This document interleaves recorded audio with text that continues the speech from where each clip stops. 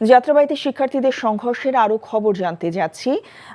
সেখানে আছেন আমাদের সহকর্মী নাহিদ প্রিন্স। নাহিদ, আপনি যাত্রাবাড়িতে আছেন, সেখানকার পরিস্থিতি সম্পর্কে আমাদেরকে জানাবেন।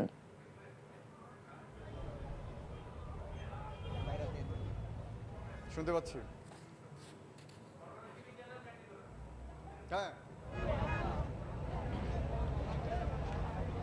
এখনও কিন্তু সেখানে সেনাবাহিনী এবং পুলিশ রয়েছে।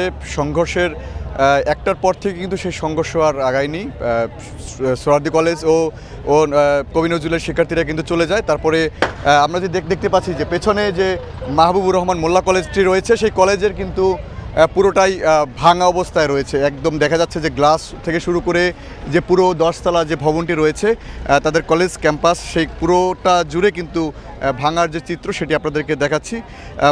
2টার পরে পরিস্থিতি নিয়ন্ত্রণে সেখানে সেনাবাহিনী, পুলিশ তারা এসেছেন, তারা কথা বলেছেন এবং সেখানে শিক্ষকরাও কথা বলেছেন যে এই ধরনের একটি ঘটনা 2 কলেজ শিক্ষার্থীদের সেই সোহরাওয়ার্দী এবং কবি নজরুল এবং সেই মাহবুবুর রহমান মোল্লা কলেজ যে 2 গ্রুপে যে সংঘর্ষ, সেই সংঘর্ষ কিন্তু গতকাল থেকেই গড়িয়েছে। সেই গতকালকে সেখানে তাদেরও সেখানে বিশৃঙ্খলা ঘটনা ছিল। আজকেও সেই মাহবুবুর রহমান মোল্লা কলেজেও কিন্তু বিশৃঙ্খলার ঘটনা ঘটেছে। প্রচুর ভাঙচুর হয়েছে। ভেতরের চিত্র যদি আপনাদেরকে বলি যে ফ্যান থেকে শুরু করে কম্পিউটার, যে প্রয়োজনীয় ডাটা, তথ্য, কাগজপত্র যা ছিল সব কিন্তু সেখান থেকে পুড়িয়ে দেওয়া হয়েছে। সেখানে কম্পিউটার ভাঙচুর করা হয়েছে, নিয়েও ফেলা হয়েছে।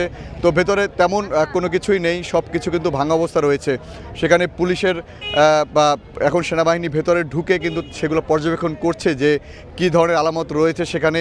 তো প্রতিনিধি দলের সঙ্গেও কিন্তু বৈঠকের কথা রয়েছে।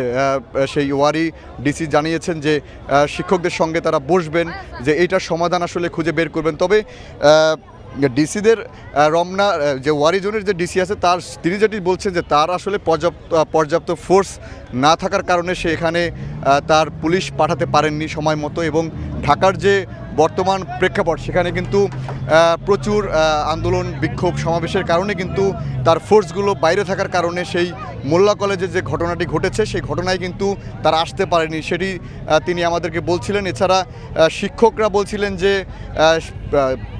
শিক্ষার্থীরা যে এ ধরনের ঘটনা ঘটাতে পারে সেটি কিন্তু তারা বুঝতে পারেনি, এবং সেখানে 60 থেকে 70 লাখ টাকার মতো ক্ষতি হয়েছে তাদের, সেটি তারা বলছিলেন। আহতের ঘটনা কিন্তু অনেক আছে, তারা বলছিলেন যে অর্ধ শতাধিকের উপরে কিন্তু আহত রয়েছে। তবে নিহতের ঘটনার খবর এখনও কিন্তু তারা পায়নি। তো সেনাবাহিনী ভেতরে পর্যবেক্ষণ করছে কী ধরনের ক্ষতি হয়েছে, সব কিছু দেখছেন। তো এই ছিল আমার কাছে মাহবুবুর রহমান মোল্লা কলেজের সামনে থেকে সর্বশেষ।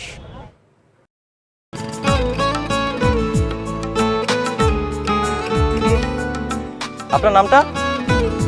নীলা। রাহুল। ওকে, এই মেয়েটারে তোর ভাবি সবাই কেমন লাগবে? আপনাকে না বলছে আমাকে ফলো না করতে? ফলো কেন করতেছিলেন? আপনাকে দেখতে ইচ্ছে করে আমার, আপনার সাথে কথা বলতে ইচ্ছে করে। আমি কি করবো ঠিক বুঝতে পারছি না। ওরে বাবা, ওই মেয়ে, অথচ তারে তুমি চিনো না? হ্যাঁ, কি মায়ায় তাকাও তুমি, একটু দেখে চোখের খেয়াল, তোমায় দেখার তৃষ্ণা ভীষণ। ভালোবাসায় বুঝি দেনা পাওনা থাকে?